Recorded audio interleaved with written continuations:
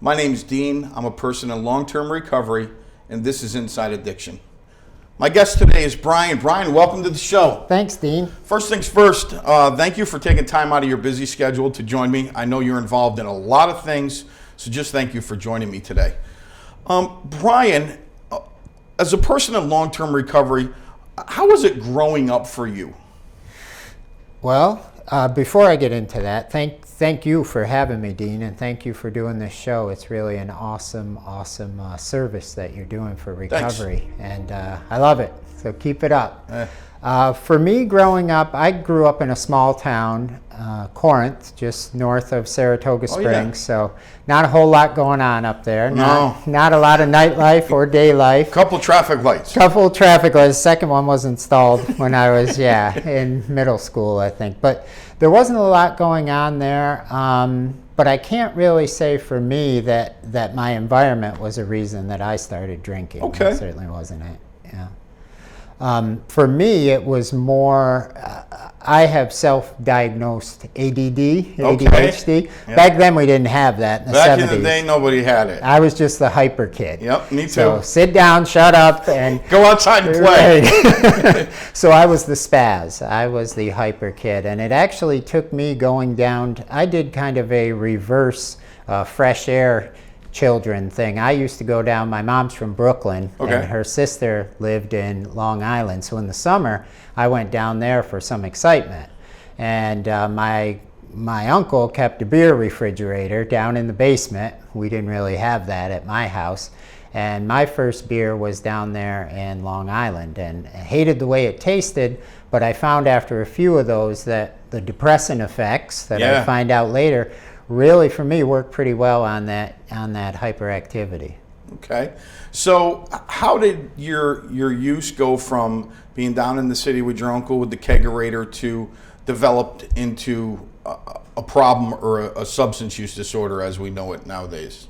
Well, it's interesting knowing now and looking back. If I'd known what I knew then. How many times have I said that? Right? Sometimes on a monthly basis. Yes, it was. Well, the whole scene that was set up for me, I was 13 when I took my first drink. I remember the movie E.T. had just come out. Yep. And when I think about how young that is now, it's pretty amazing. But involved a girl that I had a crush on. She was a few years older. Them girls, Brian. Yeah, I know. And she smoked cigarettes. Okay. So my first beer was also with the first cigarette. And those addictions really worked well together. I came back up to Corinth. Like I said, I hated the way the alcohol tasted. Didn't much care for the way the cigarettes tasted either, but I liked the effect it had on me. Yeah. And I also thought I was pretty cool smoking. So I came up and immediately started to enlist some of my friends and buddies into smoking cigarettes and drinking beer, usually out in a sand pit or down at a boat launch. And it was totally for effect. I like to say, when I wasn't drinking, I was this spazzy, hyper kid. But when I drank, it changed that world around me. I was a lot more comfortable. Yeah. Yep. So at what point did you seek help? Well, that's what's interesting. My story went from about age 13 to age 26 was when I took my last drink.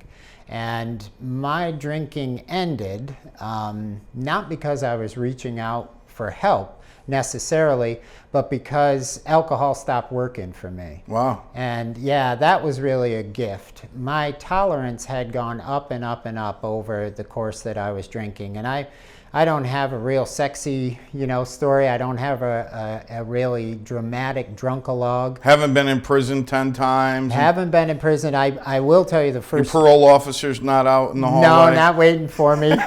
But I will tell you, the first weekend that I went away to school, I went up to SUNY Plattsburgh and took this alcohol problem with me. I did spend a night in jail up there and thought, whoa, this is getting real. And it was all related to my drinking. That was my welcome to college experience.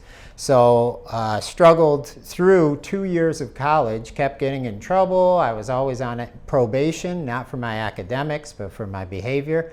So I decided to move over to England and spend a year abroad. That Oh, was how wow. I was going to escape my alcohol problem. There you do go. the geographic cure. Take you with you. Yes, and that was the problem. I took me with me, and believe it or not, the first weekend I was in England, the police picked me up there too. You found some pubs? And I thought, what? America, now England, what's wrong with these places, right? So, I mean, looking back on it, the insanity was there the whole time. But my drinking kind of died with a whimper rather than a bang. I went through, my father and I, when I got done with college, I came back and was helping him run a small business that had been in our family for years. And my drinking was getting worse and worse and worse. And at that point, I still kept my picket fence up on the outside. Sure. Like it looked like I was okay, but I was doing that Jekyll and Hyde thing. All of my relationships were impacted. So anytime someone got close, especially romantic relationships, if they were able to start to see, boy, he's got a problem with drinking, or what's going on here, some of that anger would come out when I was drinking. I'd just push them away and Right. cut and run. But my father was involved in an accident when he was 55, and he actually was in a coma, and then he passed away as a result of that. Oh. And here I was running a business, completely immature, totally steeped in my alcohol addiction, and at that point I was kind of like slapped straight about, you're either going to let this all fall apart, you're going to end up dead. And I saw the effect that my father's death had on my family. Right. And that was when I started to pull it together. And that's really how it ended. Has your recovery ever been tested? Have you ever thought it could be an option again? Using? Yeah. Oh, absolutely. Yeah. I think when my sobriety first started, I had decided I was going to give myself a year of not drinking. That was how, and I'd see if things got better. And I was fun to be around because I quit drinking and quit smoking cigarettes on the same day, and just complete white knuckling. And I had a year. But I did have, I had done a little research, and I went to the library and took out the Alcoholics Anonymous book, what they call the big book sometimes. Okay, yep. And I read that, and I didn't understand any of it, except for one little thing in this step 1 they talked about that said I was powerless. Yeah. And that I knew. That got to me. No question about that. No question about it. So that really got to me. And after about a year of just white knuckling it, people started coming into my life that were working a program, 12 steps, it's self-help. They've been sober a while. I know now, or I believe now, that's all higher power. Absolutely. I think my dad was doing some work yeah. up there too, Yep. shuffling it around. Yep. So for me, this is, I'm a person in long-term recovery. This is my 21st year of Wow. doing this. But to say it's never been tested would be a huge lie. I have no desire to drink at this point.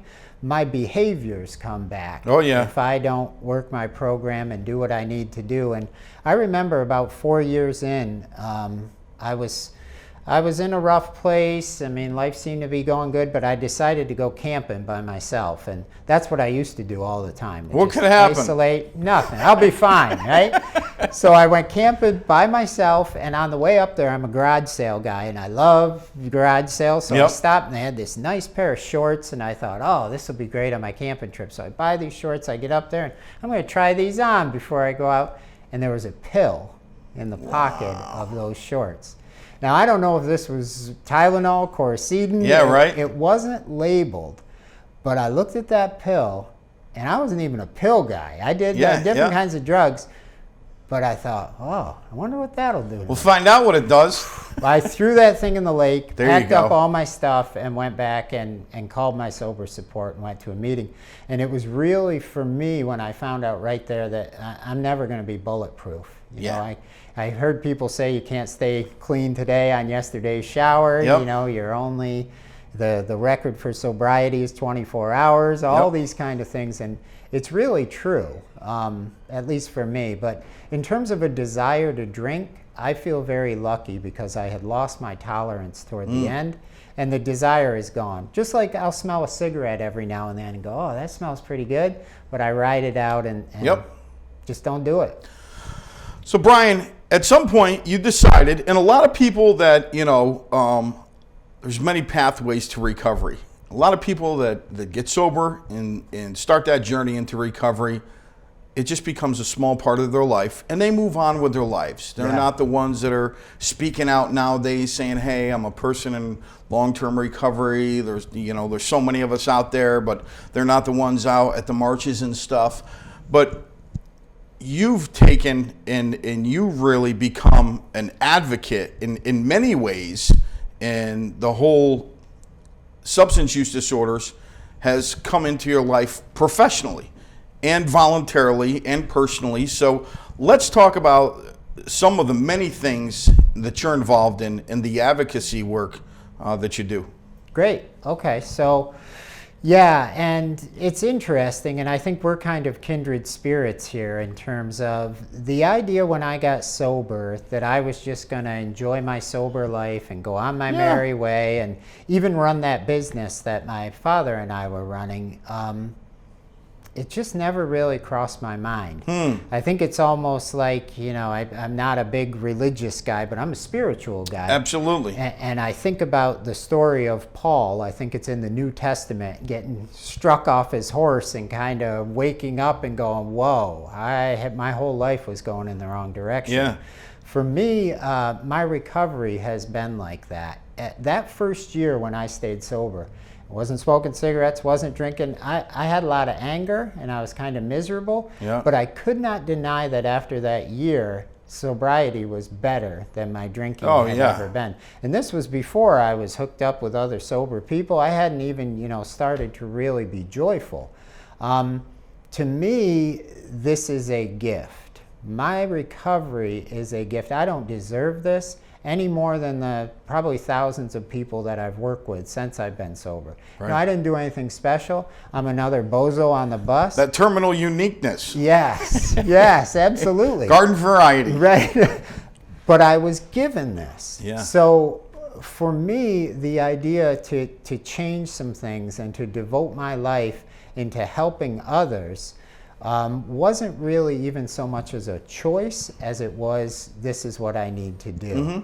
And I don't think it's that far from the people that started the original 12 steps when they said, what is our primary purpose? It's to help the alcoholic who still suffers. So for me, our stories and where we've been, to connect that with somebody else is huge. And I've really tried to go forward with that in a lot of different ways. So tell me about the different ways.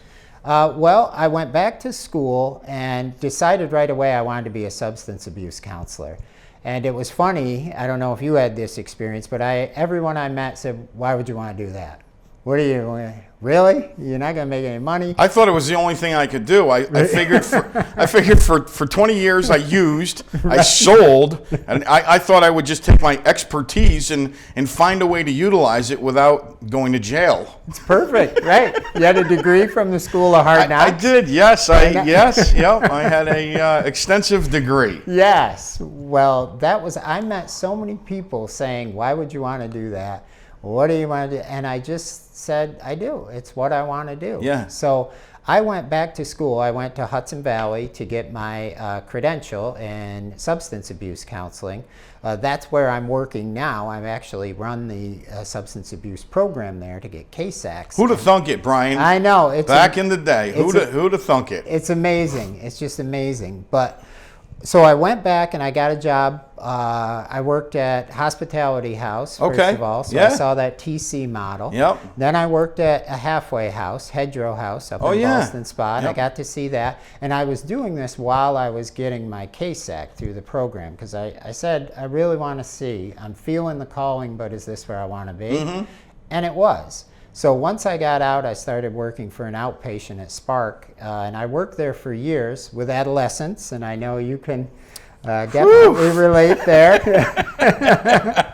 And I really liked the work. So I decided at that point to go back and get my degree in teaching, and my idea was that I was going to work with young people that were at risk of developing addiction. I got my degree in teaching.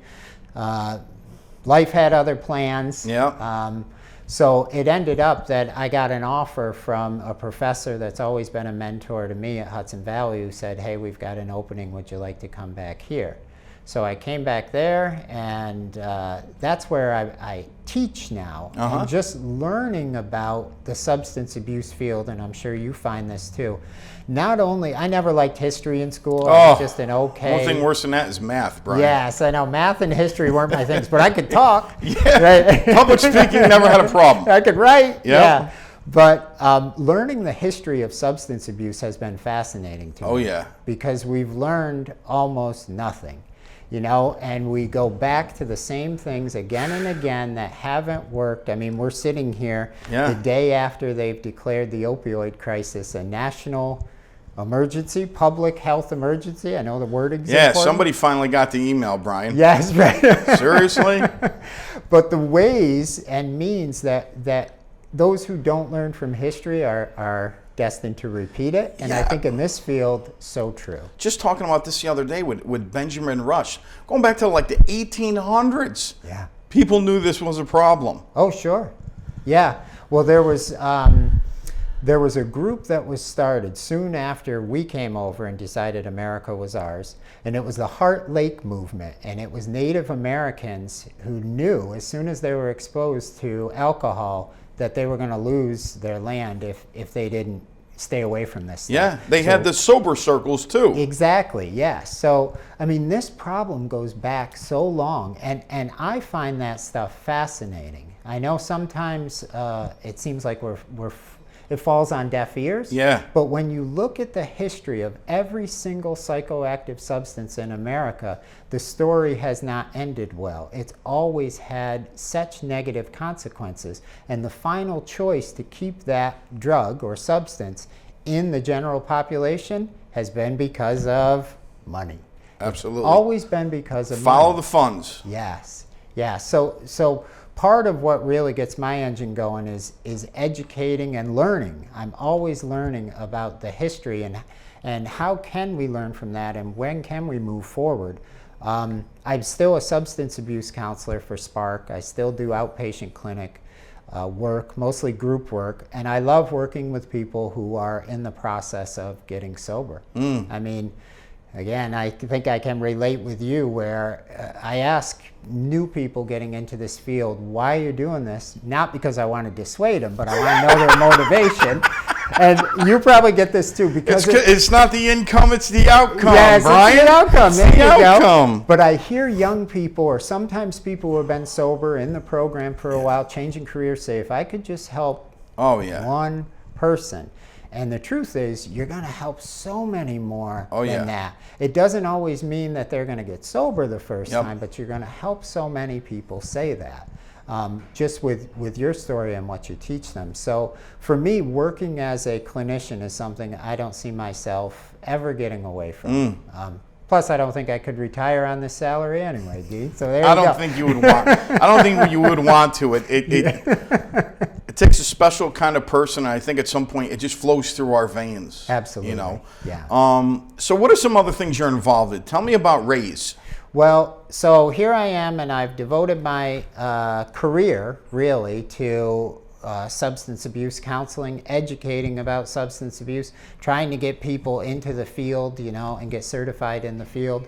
And then this movement comes along that starts with the movie The Anonymous People. And all of a sudden we're seeing people come out, 23 million people living in recovery, and this young man, Greg Williams, who really pushed to say, you know guys, if we don't make this a political issue, a medical issue, if we don't talk about what recovery is, nothing's going to change. And I love that whole, you know, silence equals death. Yes. Yeah, and it's so true. So I am not a person, I'm not the poster child for 12-step meetings. It's just not the way I got sober. Yeah, me but too. I would never say a bad thing. I certainly am not, you know, knocking that program at all. It was so forward thinking in the 1930s, and that primary purpose of helping people. Yep. But I think, and this is just Brian Farr's, I think if the creators of that program were here in 2017 and we're 80 years away from prohibition, and the stigma, although it's even there, it's not as less, I think they'd say, yeah,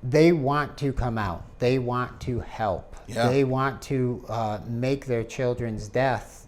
No, they don't want anyone else to go through that. I mean, the strength they have is amazing. Yeah.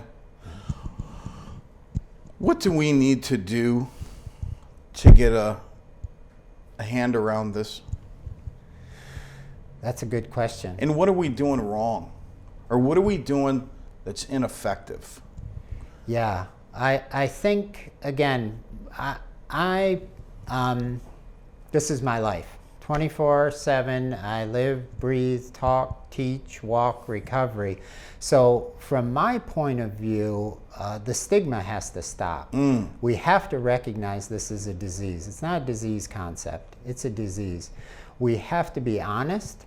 We have to start embracing sobriety. We have to start looking at why we're turning to anesthetize or drug ourselves on things. And we've got to create a community of family members and people in recovery and our politicians and representatives who really embrace this. Yeah. Those, I think, are the biggest things. Absolutely. So, Brian, this is your camera over here.